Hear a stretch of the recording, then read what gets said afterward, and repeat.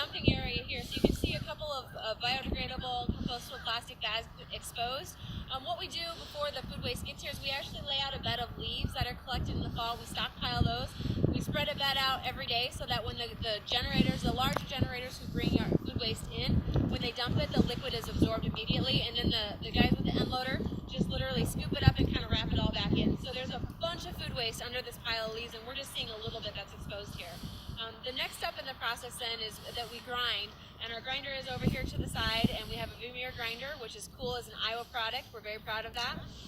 But this time of year, we don't grind as much as we do in the summer, obviously, because we don't get nearly as much stuff in. So this small pile of yard waste is probably just a couple days worth, whereas in the summer, we get lots more in, and it's a pretty small portion of that then is food waste.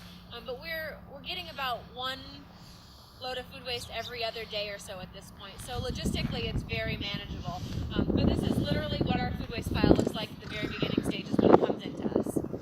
Well, we're at the end of one of our many windrows at the Iowa City Compost Facility.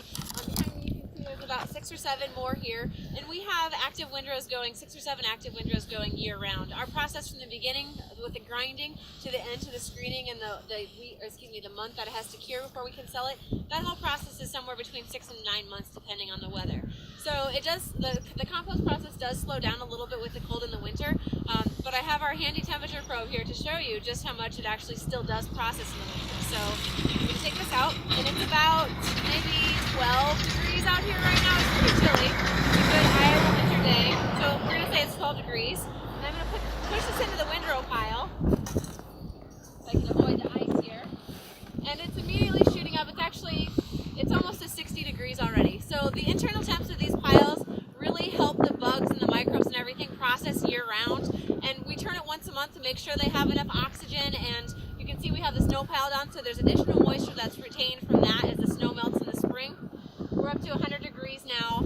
This is one of my favorite things to show people that even in your backyard compost pile, if it's big enough, it can actually compost throughout the year. And this is exactly what that is. It's a giant backyard compost pile. It's the exact same principles, exact same process. It's just bigger, and we grind stuff up better on the front end so it breaks down faster, and we only have to turn it once a month, and it makes a really good end product. So we're up to 120 degrees, and again, it's about 12 degrees out here, so you can see the bugs are really happy. But this is one of my favorite things to show people, so I'm glad that there's such a drastic temperature difference today as my lips are freezing to show that this is a really viable option for landfills in Iowa. It's really the most basic composting that we can do. It's not anything that takes super high tech or a lot of knowledge.